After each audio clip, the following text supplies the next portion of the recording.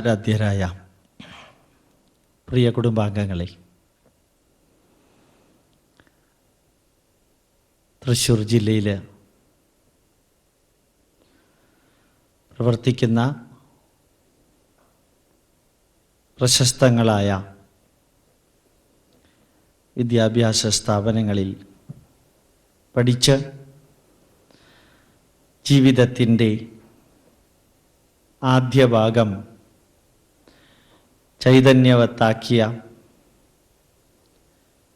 നിങ്ങൾ ഓരോരുത്തരും ആ മധുര സ്മരണകൾ വീണ്ടും അയവിറക്കാൻ വേണ്ടി ഭാരതത്തിന് വെളിയിലുള്ള ഒരു രാജ്യത്തിൽ കർമ്മമണ്ഡലത്തിൽ ഏർപ്പെട്ടുകൊണ്ടിരിക്കുമ്പോൾ വീണ്ടും വീണ്ടും ഒത്തുചേർന്നുകൊണ്ടിരിക്കുന്നത് ഏറ്റവും നല്ല മാതൃകാപരമായ ഒരു കർമ്മ പദ്ധതിയാണ്. എന്നും അത് ആവർത്തിക്കുക. നമ്മുടെ ഭാരതത്തിൻ്റെ, നമ്മുടെ രാഷ്ട്രത്തിൻ്റെ പ്രിയ മക്കൾ ഏതിൻ്റെയെല്ലാം അടിസ്ഥാനത്തിലാണെങ്കിലും ഒത്തുചേരുമ്പോഴെല്ലാം നമ്മുടെ ഭാഷ, നമ്മുടെ സംസ്കാരം, നമ്മുടെ മാതൃഭൂമി ഇവയുടെ മഹത്വം അറിയാനും അത് മറ്റുള്ളവരെ അറിയിക്കാനും നമ്മുടെ കൂട്ടത്തിലുള്ളവർക്ക് ആർക്കെല്ലാം ദുഃഖമുണ്ടോ അല്ലെങ്കിൽ ആർക്കെങ്കിലും ദുഃഖമുണ്ടോ അവരുടെ ദുഃഖം ഒന്ന് പരിഹരിക്കാനും ആർക്കെല്ലാം സന്തോഷമുണ്ടോ ആ സന്തോഷം പങ്കുവയ്ക്കാനുമുള്ള അവസരങ്ങളാക്കി ഇതിനെ മാറ്റണം. നമ്മളുടെ കർമ്മമണ്ഡലത്തിൽ എവിടെയെല്ലാം നമ്മുടെ നാട്ടുകാരെ സഹായിക്കാൻ അവസരങ്ങൾ വരുമ്പോൾ അതെല്ലാം അവർക്ക് വേണ്ടി എത്തിക്കാനായി ശ്രമിക്കുക. അതുകൂടിയാകണം ഇതുപോലെയുള്ള സംഘടനകളുടെ ലക്ഷ്യം. ജീവിതം അനവധി കാര്യങ്ങൾ പഠിക്കാനാണ്, പഠിച്ചവ പലതും തിരുത്താനാണ്, പുതിയവ സ്വീകരിക്കാനും പഴയതിൽ ചിലത് തിരസ്കരിക്കാനും നവീകരിക്കാനും എല്ലാം കൂടിയുള്ള ഒരു പ്രക്രിയയാണ് നമ്മുടെ എല്ലാം ജീവിതം. ആ ജീവിതത്തിൽ ഓരോ നിമിഷവും ആനന്ദിക്കാൻ, സന്തോഷിക്കാൻ നമുക്ക് സാധിക്കണം. അത്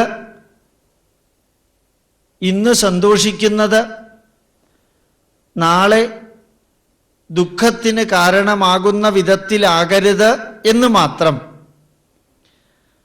ശാശ്വതമായ സന്തോഷം, സസ്റ്റൈനബിൾ ഹാപ്പിനെസ്.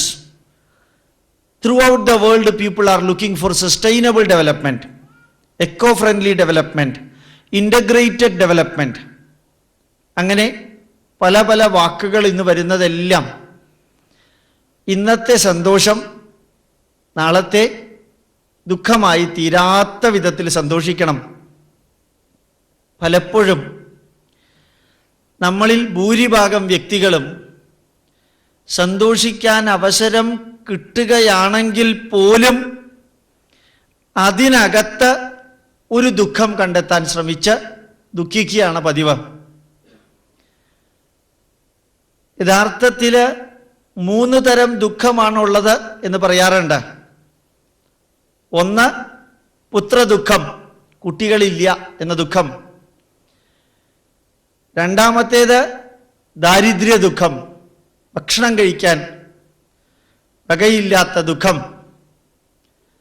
ഇന്ന് ഏതാണ്ട് എല്ലാ കേരളീയനും മിക്കവാറും എല്ലാവരും ഈ 2 ദുഃഖത്തിൽ നിന്ന് മോചിതരാണ്.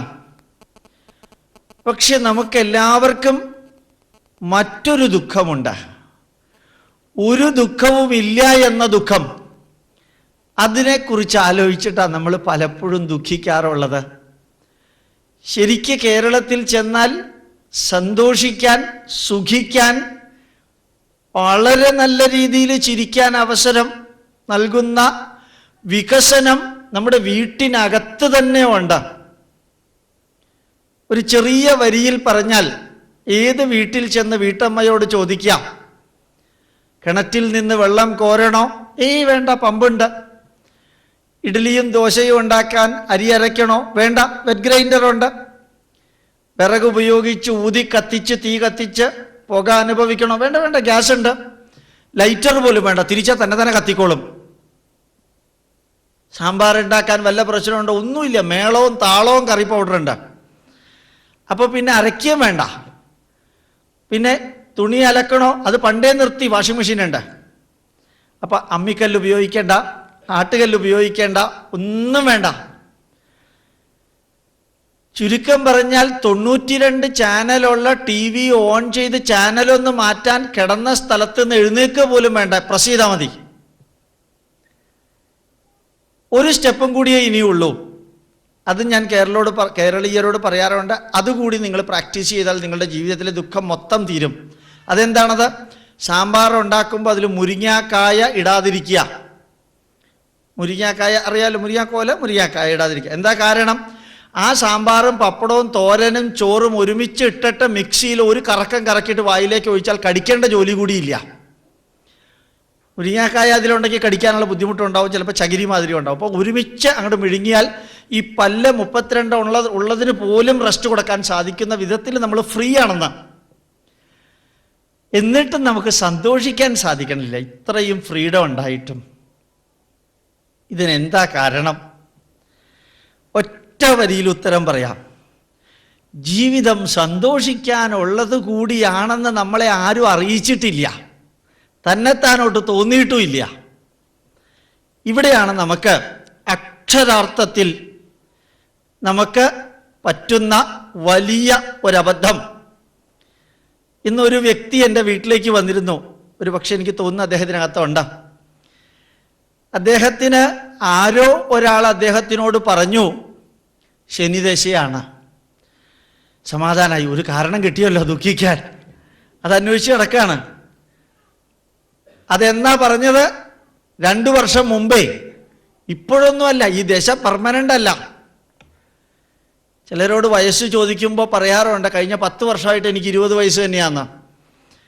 അതായത് കോൺസ്റ്റൻ്റായി 20 കഴിഞ്ഞ 10 വർഷമായിട്ട് എന്ന് പറയുന്ന മാതിരി 2 വർഷം മുമ്പുള്ള ശനിദശയാണ്. ഞാൻ വെറുതെ ചോദിച്ചു, ശനി എവിടെയാണ് നിൽക്കുന്നത്? അതൊന്നും അറിഞ്ഞൂടാ സാർ.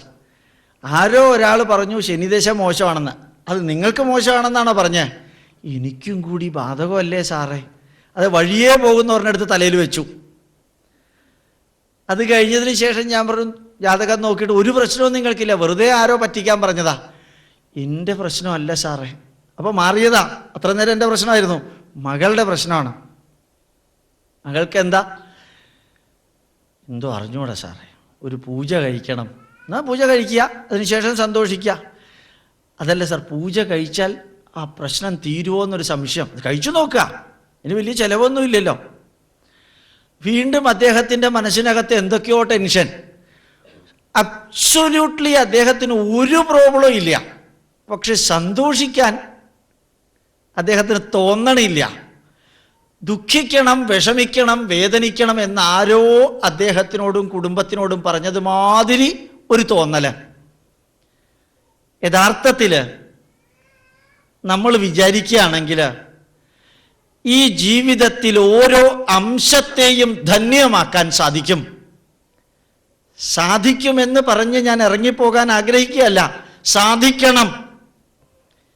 ഇത്രയും ബുദ്ധിമുട്ടുള്ള ഒരന്തരീക്ഷത്തിൽ 52 ഡിഗ്രി സെൻറ്റിഗ്രേഡ് വരെ പോകുന്ന ഈ നാട്ടിൽ രാവിലെ മുതൽക്ക് രാത്രി വരെ പണിയെടുത്ത് നമുക്ക് സന്തോഷിക്കാൻ നമ്മൾ തന്നെ അവസരമുണ്ടാക്കിയില്ല എങ്കിൽ ഈ 26,000 ദിവസം ഭൂമിയിൽ ജീവിച്ച് 60 ടൺ ഭക്ഷണം കഴിച്ച് 24,500 പ്രാവശ്യം പെർ ഡേ ശ്വസിച്ച് അവസാനം ഒന്നില്ലെങ്കിൽ ചത്തുപോകും അല്ലെങ്കിൽ മരിച്ചു പോകും. അതിനു മുമ്പ് ഒന്ന് ചിരിക്കണ്ടേ ഉറക്കെ, മനസ്സിനകത്ത് നിറഞ്ഞുകൊണ്ട് അസൂയ, കുശുമ്പ്, കുനിഷ്ഠ, പാരവെപ്പ്, കാലുവാരല, കരിങ്കാലിത്തരം എന്ന മനോരോഗങ്ങൾ ഒന്നുമില്ലാതെ ഒന്ന് ചിരിക്കാൻ, ആഹ്ലാദിക്കാൻ, സന്തോഷിക്കാൻ, സന്തോഷം പകർന്നു കൊടുക്കാൻ ഒന്ന് സാധിക്കുമ്പോഴല്ലേ അത് ജീവിതാവുക. അതല്ലെങ്കിൽ താൻ എന്തിനാ 5:30 മണിക്ക് എഴുന്നേറ്റത് എന്ന് ഭാര്യയോട് ചോദിച്ചാൽ ഭാര്യ പറയും, ഹസ്ബൻഡിന് 7 മണിക്ക് പോകണപ്പോൾ ബ്രേക്ക്ഫാസ്റ്റ് ഉണ്ടാക്കണം. അടുത്ത ചോദ്യം ചോദിക്കാം, ഹസ്ബൻഡ് എന്തിനാ 7 മണിക്ക് പോകുന്നത്? ഓഫീസിൽ പോകണ്ടേ? ഹസ്ബൻഡ് എന്തിനാ ഓഫീസിൽ പോകുന്നത്? സാലറി കിട്ടണ്ടേ? ഹസ്ബൻഡിന് എന്തിനാ സാലറി കിട്ടുന്നത്? ബ്രേക്ക്ഫാസ്റ്റ് ഉണ്ടാക്കാനുള്ള സാധനം വാങ്ങിക്കണ്ടേ? അപ്പം cycle, breakfast, lunch, evening food, രാത്രി ഉറക്കം, വീണ്ടും ബ്രേക്ക്ഫാസ്റ്റ്. പുറകോട്ട് തിരിഞ്ഞ് നോക്കിയിട്ട് ചോദിക്കാം, ദുബായിലേക്ക് വന്നിട്ട് എത്ര വർഷമായി? 2.5 വർഷമായി. സുഖമാണോ? എന്തു സുഖം സാറേ. പിന്നെ എന്തിനാ ഇങ്ങോട്ട് വന്നത്? അവിടെ ജീവിച്ചപ്പോൾ തോന്നി ഇവിടെ സുഖമാണെന്ന്. ഇപ്പോൾ എന്നാ സുഖമാക്കാൻ ശ്രമിച്ചൂടെ? എങ്ങനെയാ ശ്രമിക്കുക സാറേ? കൂട്ടത്തിലുള്ളവരൊക്കെ പോക്കാ. അപ്പം അവനവൻ്റെ കുഴപ്പമല്ല, കൂട്ടത്തിലുള്ളവരൊക്കെ പോക്കാം. എന്നാൽ പിന്നെ ആ കൂട്ടത്തിലുള്ളവരെ വേണ്ടെന്ന് വെച്ചൂടെ? അപ്പം പിന്നെ മുമ്പോട്ട് പോകണ്ടേ സാറേ? അപ്പം പിന്നെ ആ കൂട്ടത്തിലുള്ളവരെയും മുമ്പോട്ട് പോകാൻ കൂട്ടി യോജിപ്പിച്ചുകൊണ്ട് പോക്കൂടെ? ഏയ് കേരളീയരല്ലേ സാറേ, ഒരിക്കലും നന്നാവില്ല. താൻ നന്നായിട്ടുണ്ടോ? എൻ്റെ കാര്യമല്ല സാർ പറയുന്നത്, കൂട്ടത്തിലുള്ളവരുടെയാ. അപ്പം കുഴപ്പം നമ്മുടെ തന്നെയാണ് എന്ന് തോന്നുന്നു. ഇന്നലെ ഞാനൊരു ഉദാഹരണം പറയേണ്ടായി. ഒരു വലിയ മാനേജിങ് ഡയറക്ടർ തലയ്ക്കകത്ത് മുഴുവൻ എന്തോ ആണെന്നും പറഞ്ഞ് ഗുരുജി ശ്രീ രവിശങ്കറിൻ്റെ അടുത്ത് വന്ന് അരമണിക്കൂർ അദ്ദേഹം അവളെ ഇരുത്തിയതിന് ശേഷം പിന്നെ പറഞ്ഞു, നിങ്ങളുടെ ഫാക്ടറിയിൽ എങ്ങനെ ഉണ്ടെന്ന് ഒന്ന് നോക്കാൻ. ഭയങ്കര ടെൻഷനാണെന്ന് പറഞ്ഞാൽ വന്നത്. 5 മണിക്കൂർ പച്ച തറയിലിരുത്തി ടെൻഷനാണെന്ന് പറഞ്ഞവനെ ഒന്നും ചെയ്യിക്കാതെ അവസാനം മൊബൈൽ ഫോൺ കയ്യിൽ കൊടുത്തിട്ട് പറഞ്ഞു, സെക്രട്ടറി ഒന്ന് വിളിച്ച് ചോദിക്കുക ഫാക്ടറി എങ്ങനെ പോകുന്നുണ്ടെന്ന്. അദ്ദേഹം വിളിച്ച് ചോദിച്ചപ്പോൾ ഫാക്ടറിക്കാർ പറഞ്ഞു, the things are going very smoothly here without any problem. അപ്പോൾ ഗുരുജി പറഞ്ഞു, അത്രേ പ്രോബ്ലം താൻ തന്നെയാ, അവിടെ താനില്ലാത്തപ്പോൾ കാര്യങ്ങൾ ഭംഗിയായിട്ട് പോകുന്നു. അപ്പോൾ who was creating problem? You yourself was creating problem. The things are going smoothly there, that is what was informed by your secretary to you. അപ്പോൾ പലപ്പോഴും പ്രോബ്ലം ഈ ക്യാപിറ്റൽ ഐ. നമ്മൾ ബാക്കി എല്ലാ വാക്കുകളും ഇംഗ്ലീഷിൽ എഴുതുമ്പോൾ യു, വി, ഹി, ഷീ, ദേ, തുടക്കത്തിൽ മാത്രമേ അതിന് ക്യാപിറ്റൽ ലെറ്റർ വേണ്ടൂ. ഇടയ്ക്ക് എഴുതുമ്പോൾ ക്യാപിറ്റൽ ലെറ്റർ വേണ്ട. പക്ഷെ ഐ എന്ന വാക്ക് ഈ സെൻറ്റൻസിൻ്റെ എവിടെ എഴുതിയാലും ക്യാപിറ്റൽ വേണം. എന്താ കാരണം? എനിക്ക് ഏറ്റവും പ്രധാനപ്പെട്ടവനാണ്. ആ ഞാനാണ് ഈ കുഴപ്പമുണ്ടാക്കുന്നത്. കാഷ്വൽ രീതിയിൽ പറയുകയാണ്, ആത്മീയതയോ മതമോ ചേർത്ത് പറയല്ല. അപ്പോൾ പ്രശ്നം എന്നിലാണെങ്കിൽ എങ്ങനെയാ ഇതൊന്ന് സോൾവ് ചെയ്യുക? അതും കൂടി സാധിക്കണ്ടേ? ഓരോ മിനിറ്റും ഒന്ന് സന്തോഷിക്കാൻ സാധിക്കാം. ചിലപ്പോൾ ചിലർ പറയാറുണ്ട്, എങ്ങനെയാ സന്തോഷിക്കുക സാറേ? എൻ്റെ സിസ്റ്ററിൻ്റെ ഭർത്താവിൻ്റെ ചേട്ടൻ്റെ ഫാദറിൻലോ മിനിഞ്ഞാന്ന് മരിച്ചു. അതെയോ? എൻ്റെയും അങ്ങനെ ആരോ മരിച്ചു എന്നാ തോന്നണം, ഞാൻ അറിഞ്ഞേയില്ല. താൻ അറിഞ്ഞുകൊണ്ടാണ് ഈ ദുഃഖം വന്നത്. ഒരാൾക്ക് മരിക്കണം, it's A permanent thing. How you view that one, അതാണ് പലപ്പോഴും ഇമ്പോർട്ടൻ്റ്. നമ്മൾ എയർപോർട്ടിൽ ചെന്ന് കാത്തു നിൽക്കുമ്പോൾ അവിടെ ചെല്ലുമ്പോഴാണ് അറിയുന്നത് എയർ ഇന്ത്യ 20 മിനിറ്റ് ലേറ്റ് ആണെന്ന്. ഞാൻ ചെറിയൊരു എമൗണ്ടാണ് പറഞ്ഞത്. 20 മിനിറ്റ് ലേറ്റ് ആണെന്ന് അവിടെ ചെല്ലുമ്പോഴാണ് അറിയുന്നത്. അപ്പോഴാണ് ക്ലോക്ക് എടുത്ത് നോക്കി, 20 മിനിറ്റ് വേസ്റ്റായി. പിന്നെ ആ 20 മിനിറ്റിനെ കുറിച്ച് 20 മിനിറ്റ് നേരം ദുഃഖിക്കുക. എന്നപ്പോഴത്തേക്ക് അയാൾ വന്നു. പിന്നെ ചീഞ്ഞ തണ്ണീർമത്തനുമായിട്ട് അല്ലെങ്കിൽ പകുതിയായിട്ട് അയാളെ കൊണ്ടുപോയി. ഏതായാലും ആ 20 മിനിറ്റ് നിങ്ങൾ ഭൂമിയുടെ കറക്കം നിർത്താനൊന്നും പോണില്ല. ആ 20 മിനിറ്റ് സമയം അതിൻ്റെ അപ്പുറത്തുള്ളൊരു കഫറ്റേറിയയിൽ കയറിയിട്ട് ഒരു കപ്പ് ചായയോ ഒരു കാപ്പിയോ സന്തോഷത്തോടു കൂടി കുടിക്കുക. എന്താ കാരണം? 20 മിനിറ്റ് നിങ്ങളുടെ ഡിസ്പോസലിലുണ്ട്. ഒരൊറ്റ ആൾ ചോദിക്കാൻ പോകുന്നില്ല 20 മിനിറ്റ് എന്താ ചെയ്തതെന്ന്. ആ സന്തോഷകരമായി ഉപയോഗിക്കേണ്ട 20 മിനിറ്റിനെ മനസ്സിനകത്ത് മൊത്തം വിഷം ചേർത്ത് ആദ്യം ഇന്ത്യ ഗവൺമെന്റിനെ ചീത്ത പറയുക. അതാരാ ഭരിക്കണമെന്ന് ആർക്കും പറഞ്ഞുകൂടാ. അത് കഴിഞ്ഞ് ഫോറിൻ മിനിസ്റ്ററെ ചീത്ത പറയുക. അത് കഴിഞ്ഞിട്ട് ഏവിയേഷൻ മിനിസ്റ്ററെ ചീത്ത പറയുക. അപ്പോഴത്തേക്കും 15 മിനിറ്റ് കഴിയും. പിന്നെ ഒരു 5 മിനിറ്റ് മൊത്തം നമ്മുടെ നാട് ഇങ്ങനെയാണെന്ന് പറഞ്ഞ് ശപിക്കുക. 20 മിനിറ്റും കഴിഞ്ഞു. എന്ത് നേടി? 180-ൽ നിൽക്കേണ്ട കൊളസ്ട്രോള് 240-ൽ അവനവൻ്റെ കയറി. എയർ ഇന്ത്യ പൈലറ്റിൻ്റെ കയറിയിട്ടില്ല. അഡ്രിനാലിൻ കൂടി, ബ്ലഡ് പ്രഷർ കൂടി, വെറുതെ പോകുന്ന വയ്യാവേലി തലയ്ക്കകത്ത് കയറ്റി വെച്ചിട്ട് തലയുടെ ബ്രെയിൻ വേവ് മാറ്റി, ഹാർട്ട് ബീറ്റ് മാറ്റി, ബ്ലഡ് പ്രഷർ കൂട്ടി, അഡ്രിനാലിൻ കൂട്ടി, കൊളസ്ട്രോളിൻ്റെ അളവ് കൂട്ടി. എന്നിട്ട് മറ്റേ ആൾ വന്നത് കൃത്യസമയത്ത് അയാൾക്ക് പറ്റിയ സമയത്ത് ആൾ വന്നു. അപ്പം കിട്ടിയ 20 മിനിറ്റിനെ പോസിറ്റീവായിട്ട് ഉപയോഗിക്കുന്നതിന് പകരം നമ്മളറിയാതെ നെഗറ്റീവായിട്ട് ഉപയോഗിക്കുന്നു. ഇത് പറഞ്ഞത് അങ്ങനെ ഉപയോഗിക്കുന്നത് നിർത്തണമെന്നൊന്നും ആഗ്രഹമില്ല. അങ്ങനെ നെഗറ്റീവ് ആക്കുമ്പോൾ ഒന്ന് ചിന്തിക്കുക, വെറുതെ ഒന്ന് ചിന്തിക്കുക. എന്നിട്ടൊന്ന് ശരിക്കും ഒന്നും സാധിച്ചില്ലെങ്കിൽ ഒരു മൂളിപ്പാട്ട് പാടുക, ഒരു പാട്ട് പാടുക. അവിടെ ഒറ്റയ്ക്ക് പാടുന്നത് കൊണ്ട് ഗ്രാമർ പാട്ടിന് വേണമെന്ന് നിർബന്ധമൊന്നുമില്ല. അല്ല, വെറുതെ ഇരിക്കുമ്പോൾ ചിന്തിക്കാനൊരു മോഹം എന്ന് പറഞ്ഞൊരു പാട്ടില്ലേ? വെറുതെ ഇരിക്കുമ്പോൾ വീണ്ടും വെറുതെ ഇരിക്കാനൊരു മോഹം. അപ്പം ആ മോഹത്തിൻ്റെ ഒരു പാട്ട് പാടുക. ചിലപ്പോൾ അക്ഷരവും വാക്കും ഒന്നും അറിഞ്ഞില്ല എന്നൊരു, പക്ഷെ അവിടെ ഇരുന്ന് ആ പാട്ട് പാടുമ്പോൾ കിട്ടുന്നൊരു സുഖം, it is something entirely different. ചെറുതായിരിക്കാം, വെള്ളമടി ഒഴിച്ചുള്ള സുഖം ഏത് വേണമെങ്കിലും അവിടെ എത്തുമ്പോൾ നിങ്ങൾക്ക് 20 മിനിറ്റ് ഉപയോഗിക്കാൻ സാധിക്കും. യഥാർത്ഥത്തിൽ ഈ ജീവിതത്തെ നന്മയുള്ളതാക്കി മാറ്റുന്ന ഒരു സംവിധാനത്തെയാണ് മൂല്യം എന്ന് നമ്മൾ പറയുന്നത്.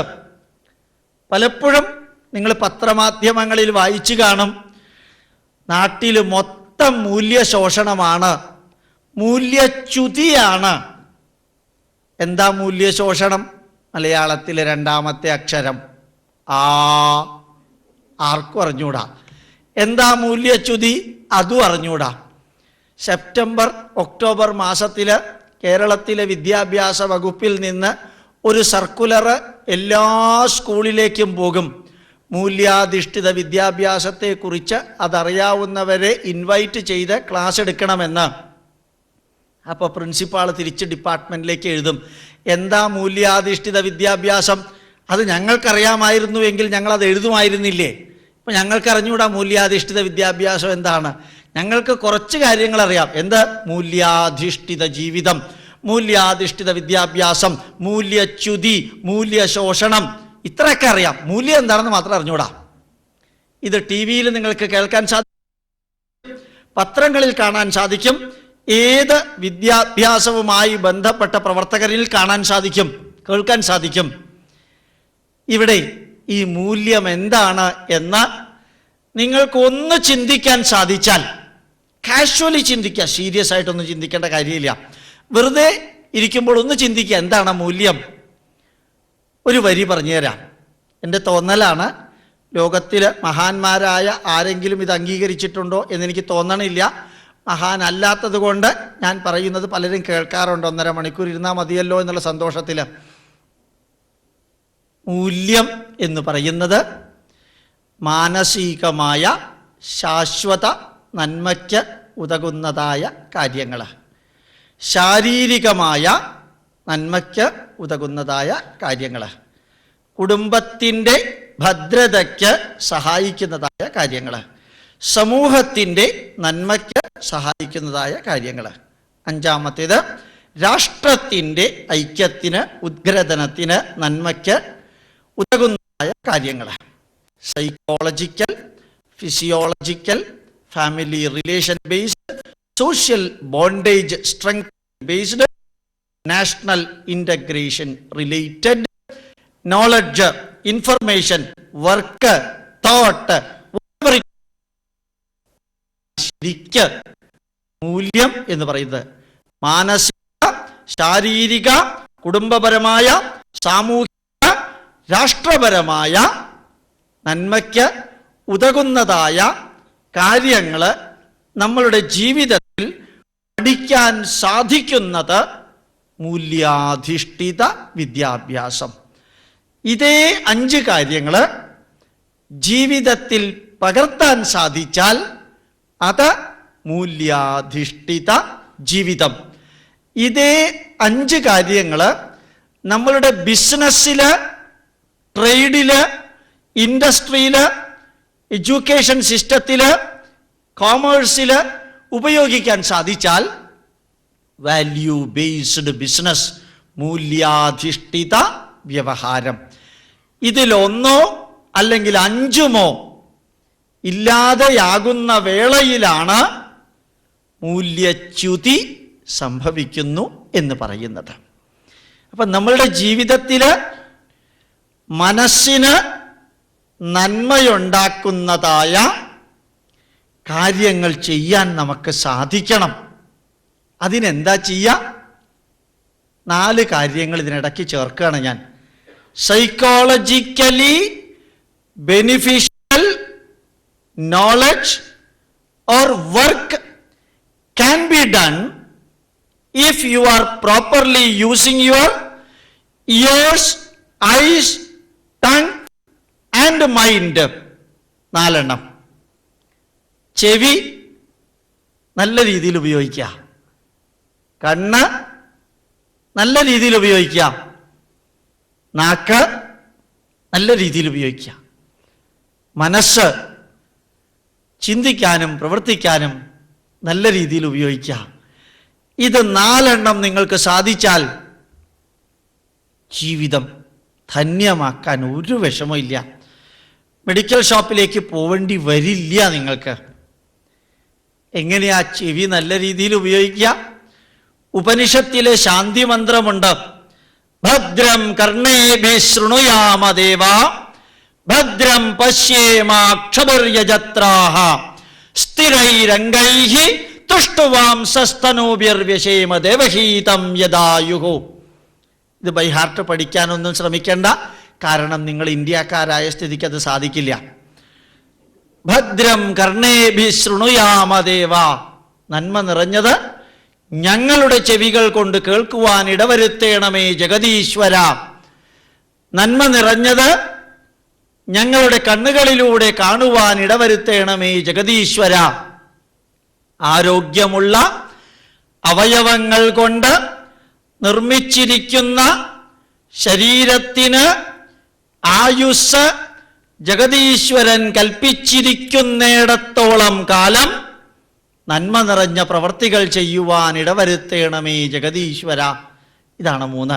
നല്ലത് കേൾക്കുക, നല്ലത് കാണുക, നല്ലത് പ്രവർത്തിക്കുക. ഇതൊരു ഉപനിഷത്തിലെ ശാന്തി മന്ത്ര. ഈ ഉപനിഷത്തും ഈ ഗ്രന്ഥങ്ങളുമെല്ലാം ഭാരതത്തിലെ ഹിന്ദുക്കളുടെ പൈതൃകമാണ്, ഭാരതത്തിലെ ക്രിസ്ത്യാനികളുടെ പൈതൃകമാണ്, ഭാരതത്തിലെ മുസ്ലിങ്ങളുടെയും പൈതൃകമാണ്, ഭാരതത്തിലെ ലെഫ്റ്റിസ്റ്റിൻ്റെയും റൈറ്റിസ്റ്റിൻ്റെയും മിഡിൽ ഈസ്റ്റിൻ്റെയും പൈതൃകമാണ്. ഇടതുപക്ഷം, വലതുപക്ഷം, മധ്യപക്ഷം എല്ലാവരുടേതുമാണ്. ഒരിക്കലും അതൊരു വിഭാഗത്തിൻ്റെതല്ല, ആകാൻ അനുവദിക്കാനും പാടില്ല. ആ അറിവുകളിൽ ചെവി നല്ല രീതിയിലൊന്ന് ഉപയോഗിക്കുക. എങ്ങനെയാ അത് സാധിക്കുക? ശരിക്ക് നിങ്ങളോടൊരാൾ പറഞ്ഞു എന്ന് വിചാരിക്കുക,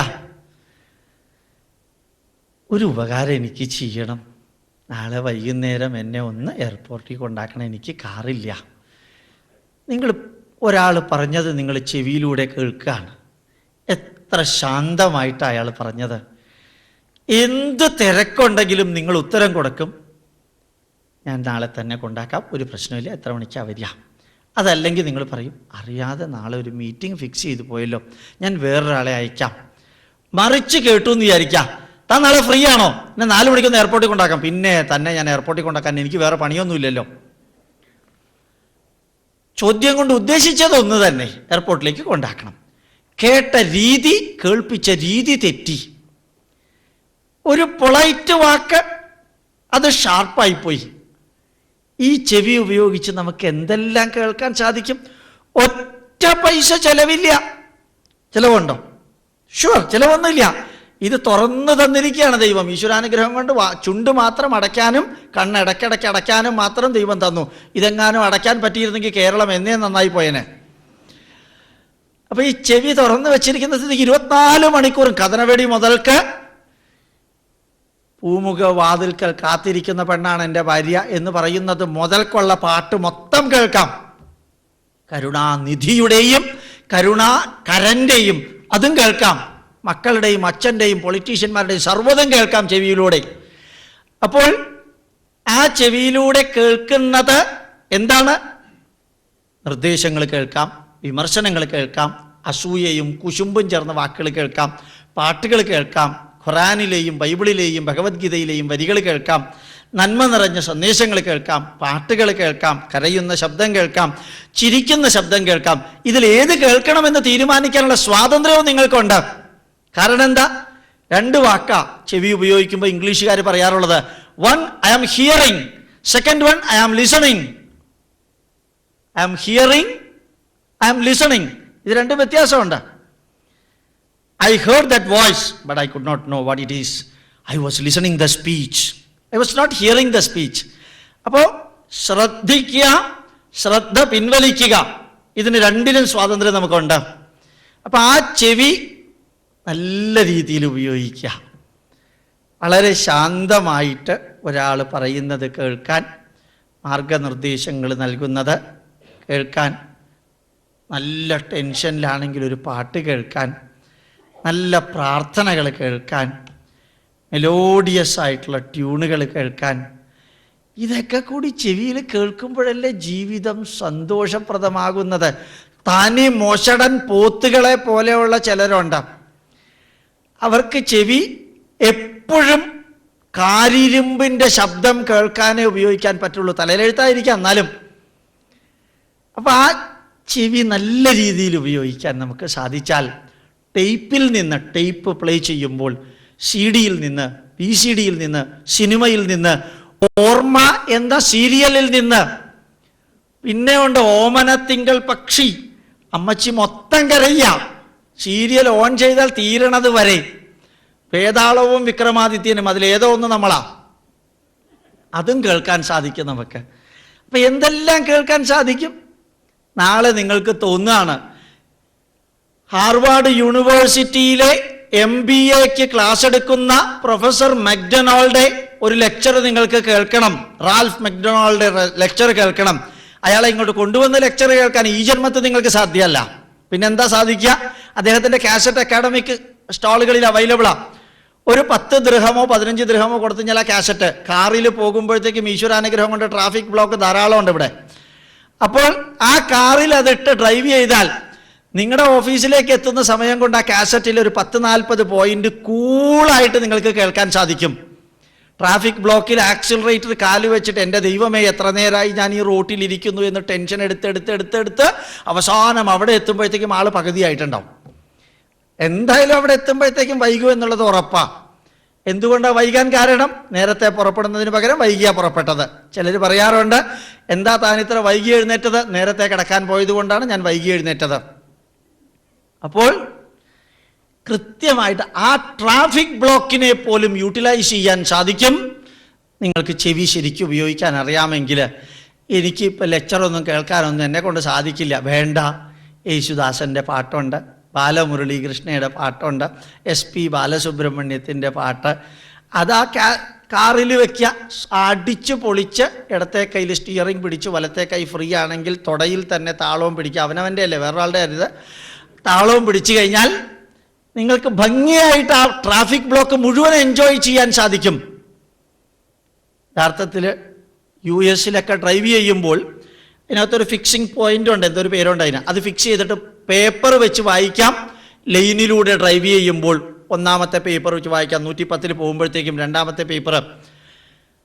അത്രയും സിമ്പിളായിട്ട് അതുപോലും യൂട്ടിലൈസ് ചെയ്യാം. ഞാൻ പറയാൻ ആഗ്രഹിച്ചത്, എവിടെയെല്ലാം നിങ്ങൾക്ക് ചെവി നല്ല രീതിയിൽ ഉപയോഗിക്കാൻ സാധിക്കുക ഉപയോഗിക്കുക. അതുപോലെ കണ്ണ്, എത്രയെല്ലാം കാര്യങ്ങളാണ് നിങ്ങൾ ചുറ്റും കാണുന്നത്. ഒരു റോസാപ്പൂവ്, ഒരു പൂവ് കുമാരനാശാന് കാണാൻ സാധിച്ചു.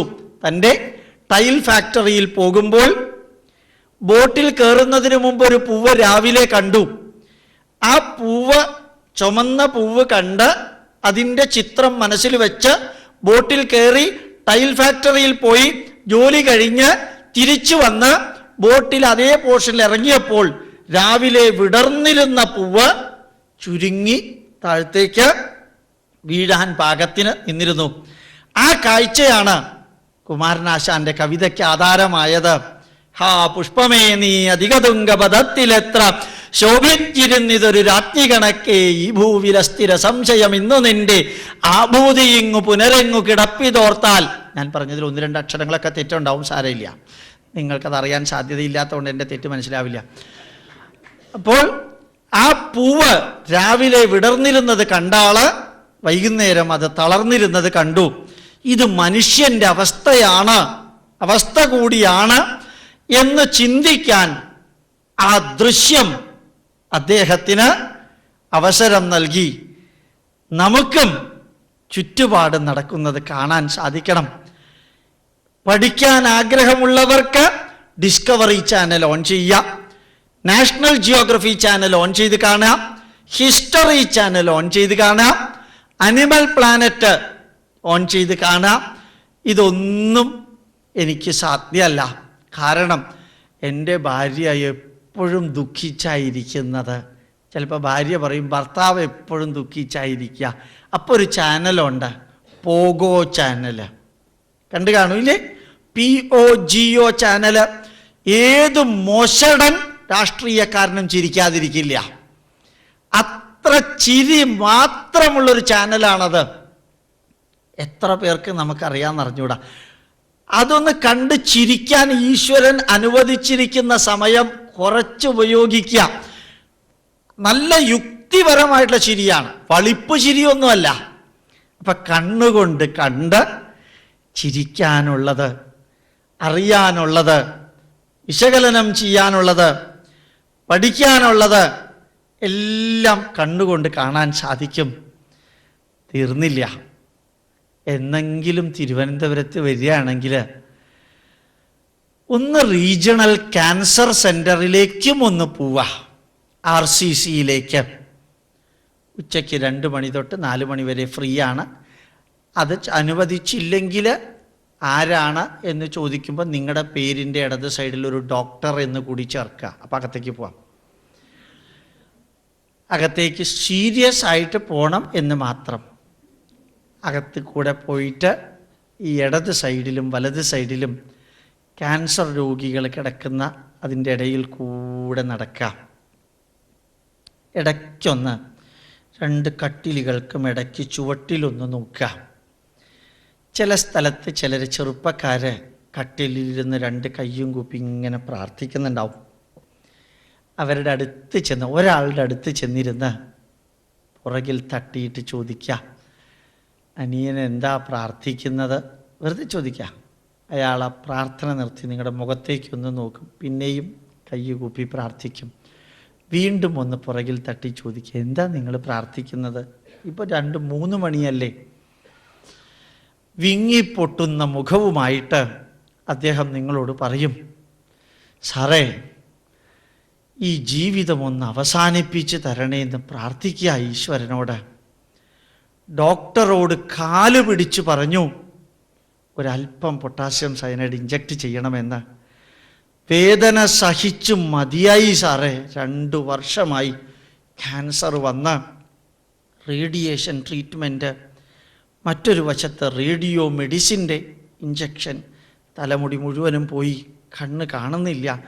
എന്തിനാ ഇങ്ങനെ ജീവിക്കുന്നത്? മതിയായി, എങ്ങനെയെങ്കിലും ഒന്ന് മരിക്കണം. ഈ പ്രാർത്ഥനയാണ് മരിക്കാൻ വേണ്ടിയുള്ള പ്രാർത്ഥന, ആരോഗ്യമുണ്ടാക്കാനല്ല, മരിക്കാൻ വേണ്ടിയുള്ള പ്രാർത്ഥന. അങ്ങനെ അയാൾ സംസാരിച്ചുകൊണ്ടിരിക്കുമ്പോൾ ഒന്ന് കട്ടിലിൻ്റെ ചുവട്ടിലേക്ക് നിങ്ങൾ നോക്കുക. ഇത്രയും നീളമുള്ള പുഴുക്കൾ അവിടെ ഇങ്ങനെ നുരയ്ക്കുന്നുണ്ടാവും. പലപ്പോഴും പല കട്ടിലിൻ്റെയും സൈഡിൽ അരമണിക്കൂർ വീതം കഴിയുമ്പോൾ അവിടുത്തെ ഫ്ലോറ് ക്ലീൻ ചെയ്യാറുണ്ട്. എങ്കിലും ഈ പുഴുക്കൾ വരുന്നത് പലരുടെയും ശരീരത്തിനകത്തെ ക്യാൻസർ സെല്ല് പഴുത്ത് അതിനകത്ത് പുഴുക്കൾ വന്ന് അത് പുറത്തേക്ക് ചാടുകയാണ് ഗ്ലിസറിൻ ഒഴിക്കുമ്പോൾ. അതാ ചുവട്ടിലുള്ളത്. ഞാൻ എത്ര വിവരിച്ചാലും നിങ്ങൾക്കത് മനസ്സിലാവില്ല. അതായത് ഊഹിക്കാൻ സാധ്യമല്ല.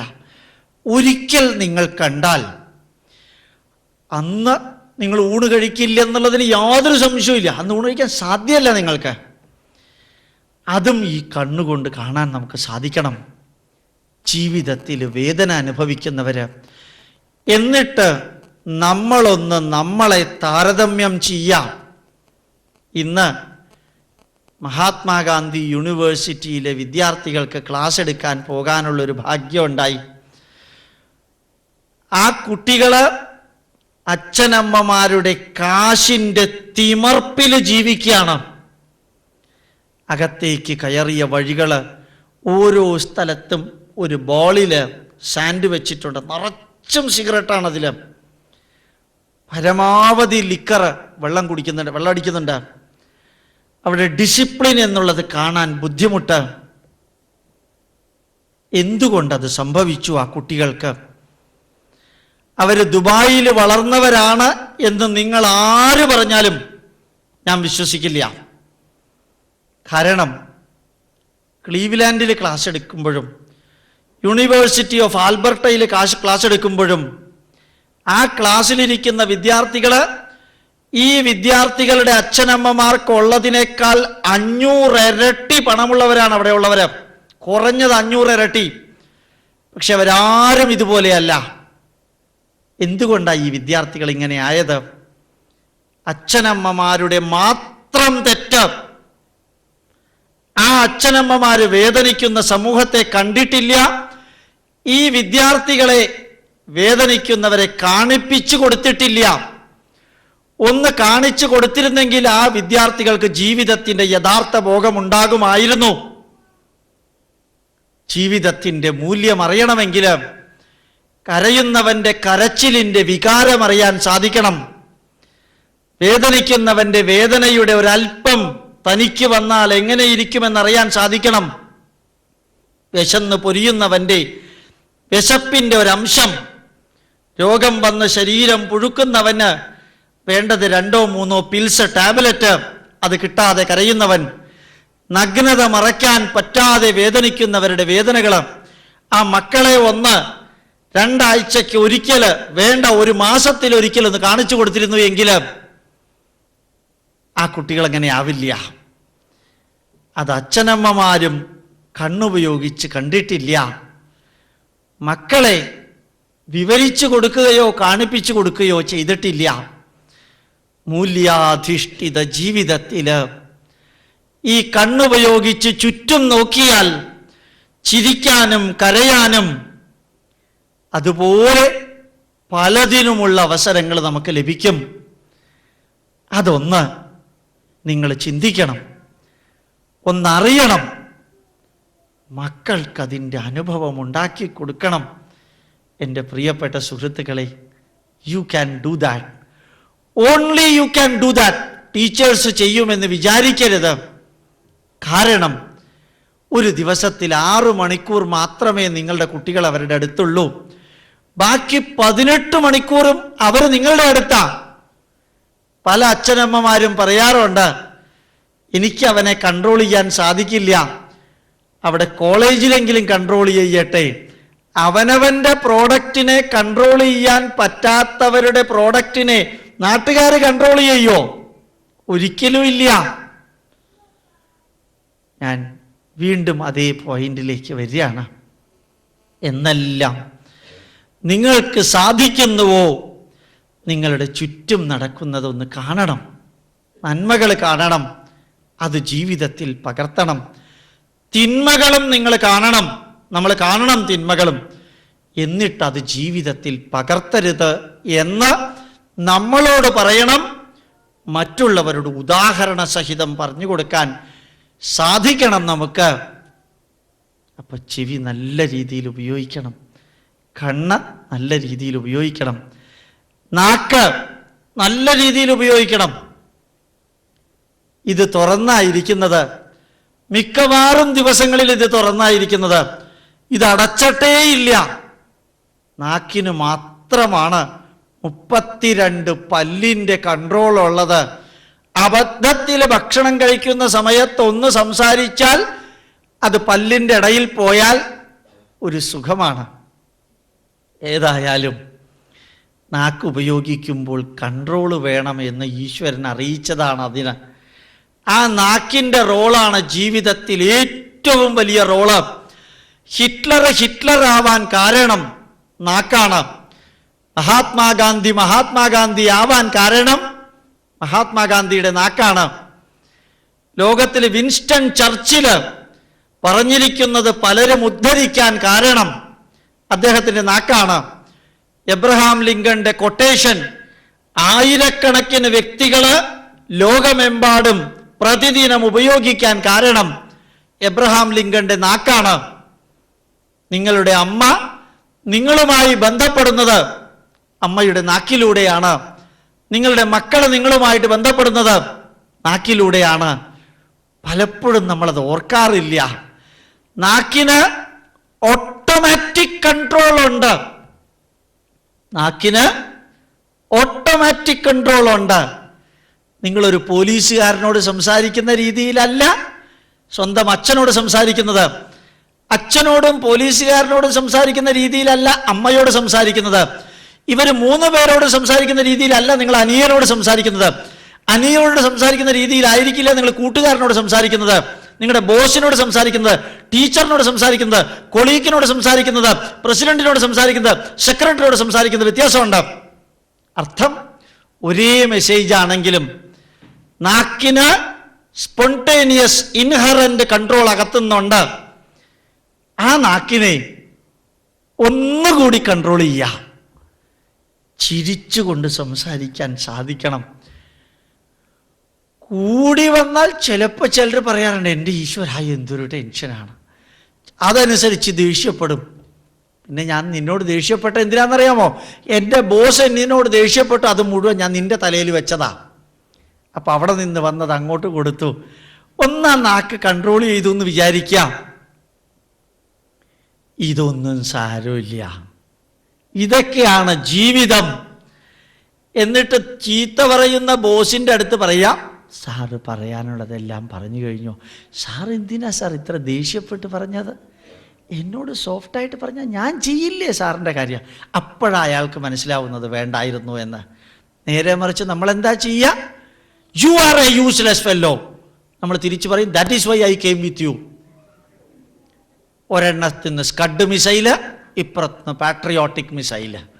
നാക്ക് പോയത് അബദ്ധത്തിലായി. വീട്ടിലേക്ക് കയറി വരുമ്പോൾ ഭാര്യ പറയും, നിങ്ങൾ നേരത്തെ വരാമെന്ന് പറഞ്ഞിട്ട് എന്തുകൊണ്ട് വൈകി? ഞാനൊരു മനുഷ്യൻ ഇവിടെ ജീവിച്ചിരിക്കുന്നുണ്ട്, നിങ്ങൾക്ക് അറിഞ്ഞൂടെ? അത് ശരി, നീ ആ മനുഷ്യൻ്റെ പാർട്ടി വിഭാഗത്തിൽ പെടുന്നതാണോ? ഇപ്പോഴാണ് അത് മനസ്സിലായത്. ശരി ശരി, എന്നെ ഇത്രയധികം അവഹേളിച്ചിട്ട് അന്നേ എൻ്റെ അച്ഛൻ പറഞ്ഞതാ നിങ്ങളെ കെട്ടണ്ടാന്ന്. അപ്പോൾ നിങ്ങൾ പറയുന്നത് എൻ്റെ അമ്മയും പറഞ്ഞതാ, എൻ്റെ അമ്മയും പറഞ്ഞതാണ് ഡാഷ് നിന്നെ കെട്ടണ്ടാന്ന്. ആ വീട് നേരത്തെ തന്നെ കുളമായിരുന്നിരിക്കും, ഇപ്പോൾ ഒരു കിണറും കൂടിയായി അതിനകത്ത്. എവിടെയാ പറ്റിയത്? നാക്ക് ഉപയോഗിച്ചത് തെറ്റി. അതേ സമയത്ത് അവളോടൊന്ന് പറയാ, ഭാര്യയോട്, നീ ഒന്ന് എന്നോട് ചോദിക്കായിരുന്നില്ലേ എന്താ ഞാൻ വൈകാൻ കാരണമെന്ന്? ഞാൻ ഉത്തരം പറയുമായിരുന്നല്ലോ. നീ വിശ്വസിച്ചാലും ഇല്ലെങ്കിലും നീ ചോദിച്ച ചോദ്യത്തിന് ഞാൻ ഉത്തരം പറയുമായിരുന്നു. എന്തിനാ ഇങ്ങനെ ദേഷ്യപ്പെട്ടത്? അപ്പോഴാ അമ്മച്ചി ചിന്തിക്കുന്നത്, ഇത്രയും നല്ലൊരു ഭർത്താവിന് എനിക്ക് കിട്ടുമായിരുന്നില്ല. കാരണം 1 മിനിറ്റ് 2 വരിയേ നിങ്ങൾ സംസാരിച്ചിട്ടുള്ളൂ, പക്ഷെ സംസാരിച്ചത് ശാന്തമായിട്ട് സംസാരിച്ചു. നിങ്ങൾ എന്താ ഇന്ന് വൈകിയത്? ഞാൻ പറയുന്നത് കേൾക്കാനുള്ള ക്ഷമ നിനക്കുണ്ടോ? എങ്കിൽ പറയാം, ഇന്ന പ്രദേശം മുതൽക്ക് ഇന്ന പ്രദേശം വരെ ട്രാഫിക് ബ്ലോക്ക് ആയിരുന്നു. എന്ന് ട്രാഫിക് ബ്ലോക്ക് ആവുമോ? ഞാൻ ഇന്നത്തെ കാര്യം മാത്രമാണ് പറഞ്ഞത്, എന്നത്തെയും കാര്യമല്ല. പറഞ്ഞപ്പോൾ കമ്മ്യൂണിക്കേഷൻ വെൻ സോഫ്റ്റ്ലി, ഇത്ര സോഫ്റ്റായിട്ട്. ഇന്ന് നമുക്കൊരു സിനിമയ്ക്ക് പോയിക്കൂടെ? നിനക്ക് വേണമെന്ന് തോന്നുകയാണെങ്കിൽ പോവാം. ഇത്ര പറഞ്ഞാൽ അപ്പോൾ വൈഫ് തിരിച്ചു പറയും, നിങ്ങൾക്ക് ക്ഷീണോ ഇല്ലെങ്കിൽ പോവാം, എനിക്ക് തീരെ വയ്യ. അപ്പോൾ പറയണമെന്നുണ്ട്, എന്നും നിങ്ങൾക്ക് വയ്യ എന്നുള്ളത് എനിക്കറിയാം. പക്ഷെ അങ്ങോട്ട് പറഞ്ഞത് പൊളൈറ്റാ, അത് കാരണം കോൺട്രഡിക്റ്റ് ചെയ്യണമെന്നില്ല. വളരെ സിമ്പിള്. സാധാരണ പറയാറുണ്ട്, ഒരമ്മച്ചി എപ്പോഴും ഇല്ല ഇല്ല ഇല്ല എന്നേ ഒരമ്മച്ചി പറയുള്ളൂ. അപ്പോൾ അടുത്തുള്ള വീട്ടുകാരൻ തീരുമാനിച്ചു, കർക്കിടക മാസത്തിൽ നല്ല മഴ പെയ്യുന്നു, വീട് മൊത്തം ചോരുക, അപ്പോൾ ഈ അമ്മച്ചിയെ കൊണ്ട് ഉണ്ട് എന്ന് പറയിപ്പിക്കാം എന്ന് പറഞ്ഞ് അടുത്ത വീട്ടുകാർ പയ്യന്മാർ എന്ന് അമ്മച്ചിയോട് ചോദിച്ചു, അമ്മച്ചി വീട്ടിൽ ചോർച്ചയുണ്ടോ? ചോർച്ച. അപ്പോൾ അമ്മച്ചി പറഞ്ഞു, ഇവിടെ ചോർച്ചയല്ലാണ്ട് വേറെ ഒന്നുമില്ല, ഇവിടെ ചോർച്ചയല്ലാണ്ട് വേറെ ഒന്നുമില്ല. അപ്പോഴും ഇല്ല എന്നാണ് പറഞ്ഞത്. അപ്പോൾ പലപ്പോഴും നമുക്ക് പോസിറ്റീവ് പറയാൻ സാധിക്കുന്നത് നമ്മൾ നെഗറ്റീവായിട്ട് പറയാറുണ്ട്. അപ്പോൾ ആ നാക്ക് ഉപയോഗിക്കുമ്പോൾ എന്തിനൊക്കെയാണ് നാക്ക് ഉപയോഗിക്കുക? വിമർശിക്കാൻ ഉപയോഗിക്കാം, പ്രോത്സാഹിപ്പിക്കാൻ. We can use our tongue for criticising others, appreciating others, motivating others, guiding others, explaining the matter to others, and also for singing song, for prayer. എന്തിനെല്ലാം നമുക്ക് നാക്ക് ഉപയോഗിക്കാൻ സാധിക്കും. ഉപയോഗിക്കുമ്പോൾ ഒന്ന് കൺട്രോൾ ചെയ്ത് ഉപയോഗിക്കുക. എല്ലാവർക്കും ആഗ്രഹം നല്ല വാക്കുകൾ കേൾക്കാനാണ്, നമുക്ക് ഉൾപ്പെടെ. അല്ലെ, 2 കുട്ടികൾ ഇങ്ങനെ ഇരിക്കുന്നു, ഒരെണ്ണം ജോൺസൺ ബേബി പൗഡറിൻ്റെ അഡ്വർടൈസ്മെൻറ്റിൽ വരുന്ന കുട്ടി, മറ്റൊരെണ്ണം വേറെ ഏതോ ദൂരെ മാറി നിന്ന് കുട്ടികളെ നോക്കുമ്പോൾ ഒരെണ്ണം ചിരിക്കുന്നു, മറ്റൊന്ന് കരയണോ വേണ്ടയോ എന്ന് തീരുമാനിച്ചിട്ടില്ല, മന്ത്രിസഭ എന്നാണ് താഴെ വീഴുന്നത് അതറിഞ്ഞിട്ട് വേണം കരയാൻ എന്ന് പറഞ്ഞ് അപ്പുറത്തെ കുട്ടി ഇരിക്കുന്നു. നിങ്ങൾക്ക് ഏതിനോട് അട്രാക്ഷൻ തോന്നുക? Automatically what ever may be your nature, ചിരിക്കുന്ന കുട്ടിയോടായിരിക്കും നിങ്ങൾക്ക് അട്രാക്ഷൻ തോന്നുക. കാരണം എല്ലാവരും ആഗ്രഹിക്കുന്നത് അതാ, ചിരിച്ച മുഖം, നല്ല ഫേഷ്യൽ എക്സ്പ്രഷൻ, നല്ല വാക്കുകൾ, നല്ല ബിഹേവിയർ. ഇതൊക്കെ നമ്മൾ ആരിൽ നിന്നാണ് പ്രതീക്ഷിക്കുന്നത്? നമ്മളിൽ നിന്ന് ഒഴികെ മറ്റെല്ലാവരിൽ നിന്നും. നമ്മളിൽ നിന്ന് നമ്മളത് പ്രതീക്ഷിക്കുന്നില്ല. അതും കൂടി ഒന്ന് നോക്കാം. വീണ്ടും ഞാൻ ആവർത്തിക്കുന്നു, ഒരിക്കലും ഞാനൊരു ഉപദേശം തരികയാണെന്ന് വിചാരിക്കരുത്. പക്ഷെ ഒരു രസമായിട്ട് കുറച്ചെങ്കിലും നമുക്ക് ഇംപ്ലിമെൻ്റ് ചെയ്യാൻ സാധിച്ചാൽ ആ നാക്കിൻ്റെ ഉപയോഗം. ഇന്ന് ഞാൻ ആ കോളേജിൽ എക്സാമ്പിൾ പറയേണ്ട, എല്ലാ സ്ഥലത്തും പറയുന്ന എക്സാമ്പിളാണ്. ആ എക്സാമ്പിളിന് തുല്യമായിട്ട് മറ്റൊരു എക്സാമ്പിൾ ഇല്ലാത്തത് കൊണ്ടാണ് അത് പറയുന്നത്. നെപ്പോളിയൻ ബോണപ്പാർട്ടിനെ ബുള്ളറ്റ് അടിച്ച് കൊല്ലാൻ വേണ്ടി മാർച്ച് ചെയ്തു വന്ന പട്ടാളക്കാര് 20 അടി മുമ്പിലെത്തിയപ്പോൾ നെപ്പോളിയൻ ബോണപ്പാർട്ട് പറഞ്ഞു, എബൌട്ട് ടേൺ. എന്താ പറ്റിയത്? ഈ കൊല്ലാൻ വേണ്ടി വന്ന പട്ടാളക്കാരെ കറക്റ്റ് പൊസിഷനിൽ എത്തിയപ്പോൾ കറക്റ്റായിട്ടുള്ള വോയിസിൽ സീരിയസ് ആയിട്ടൊരു നിർദ്ദേശം കൊടുത്തു, പുറകോട്ട് തിരിയാൻ. അറിയാതെ 16 പട്ടാളക്കാരും പുറകോട്ട് തിരിഞ്ഞപ്പോൾ ഇയാള് ജനൽ പൊളിച്ചകത്ത് കയറി അപ്പുറത്തെ വാതിൽക്ക് കൂടി മതിൽ ചാടി പുറത്ത് പോയി രക്ഷപ്പെട്ടു. Using the tongue, the most appropriate time, in the most appropriate way, conveying the most appropriate words and message. അതിനാ നമ്മുടെ നാക്ക്. അതെത്ര ഭംഗിയായിട്ട് ഉപയോഗിക്കാൻ നമുക്ക് സാധിക്കും. പലപ്പോഴും പലരും പറയാറുണ്ട്, ഭയങ്കര ടെൻഷനാ സാറേ ജീവിതത്തിൽ. ടെൻഷൻ വരുമ്പോൾ എന്താ ചെയ്യുക? ടെൻഷൻ വരുമ്പോൾ ഇരുന്ന് ടെൻഷൻ അനുഭവിക്കും. അപ്പം ഞാൻ അവരോട് പറയാറുണ്ട്, പരമാവധി ടെൻഷൻ വരുമ്പോൾ ഒന്ന് ഉറക്ക പാട്ട് പാടുക. ഒരു പ്രാവശ്യം നിങ്ങൾക്ക് പാടാൻ സാധിച്ചാൽ മതി, നിങ്ങളുടെ ടെൻഷൻ പോകും. ആ പാട്ട് പാടാൻ നിങ്ങൾക്ക് നാക്ക് ഉപയോഗിക്കാൻ സാധിക്കണം. അല്ലെങ്കിൽ ശാന്തമായിട്ടിരുന്ന് ആരോടെങ്കിലും സംസാരിക്കുക, കൺവേ ചെയ്യുക മെസ്സേജ്. അത് നാക്കിൻ്റെ നല്ല ഉപയോഗം. അതുപോലെ നിങ്ങളുടെ മനസ്സ്. ഈ മനസ്സാണ് സാരഥി, ശരീരമാണ് രഥം. ശരീരം രഥം വിദ്ധി മനോ സാരഥിർഭവതി. മനസ്സ് സാരഥിയാണ്. ഏതുപോലെ? വാഹനമാണ് ശരീരം, ഡ്രൈവർ ആണ് മനസ്സ്. ആ മനസ്സിനകത്ത് നിങ്ങൾക്ക് എത്രത്തോളം നന്മകൾ നിറയ്ക്കാൻ സാധിക്കുമോ അതാണ് ജീവിതം. ഉറപ്പ്. ചിലപ്പോൾ ചിലർ വന്ന് പറയും, അയാൾ തന്നെ കുറിച്ച് ഇന്നലെ 7 മണി മുതൽക്ക് 7:23 വരെ പാര വെക്കുന്ന മാതിരി നെഗറ്റീവ് പറഞ്ഞു.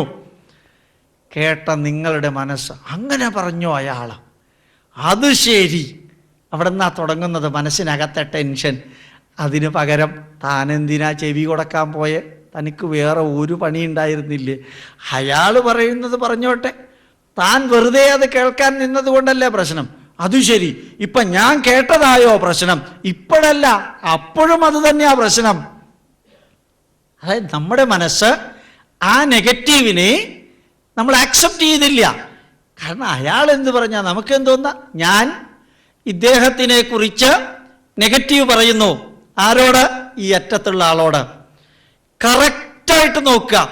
ഞാൻ നെഗറ്റീവ് പറയുന്നതിനനുസരിച്ച് എൻ്റെ ബോഡിയുടെ ഫിസിയോളജി മാറും. Cholesterol, adrenaline, BP, heart beat മാറിക്കൊണ്ടിരിക്കും.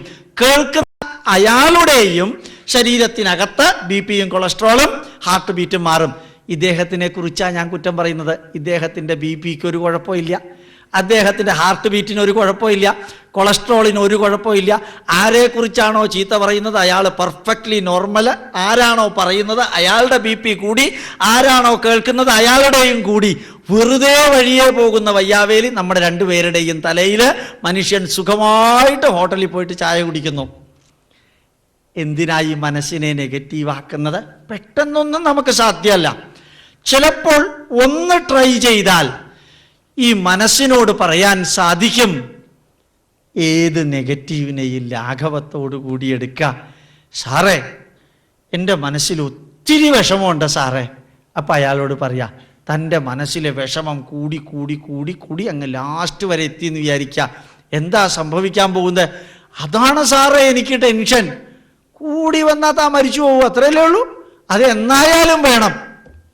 അപ്പോഴാ മനസ്സ് നമ്മളോട് പറയുന്നത്, there is a last day for you, every one of you. അടുത്ത നൂറ്റാണ്ടിൽ ഈ ദിവസം, ഇന്ന് എൻ്റെ മുമ്പിൽ ഇരിക്കുന്ന ഒരൊറ്റ മനുഷ്യനില്ല. അടുത്ത നൂറ്റാണ്ടിൽ ഈ ദിവസം ഇന്നെൻ്റെ മുമ്പിലിരിക്കുന്ന ഒരാളും ഇല്ല. പ്രസിഡന്റും ഇല്ല, സെക്രട്ടറി ഇല്ല, ട്രഷററും ഇല്ല, ആരും ഇല്ല. ഇന്ന് ചായ കുടിച്ചവരും ഇല്ല, ചായ കുടിക്കാത്തവരും ഇല്ല, ഒന്നുമില്ല.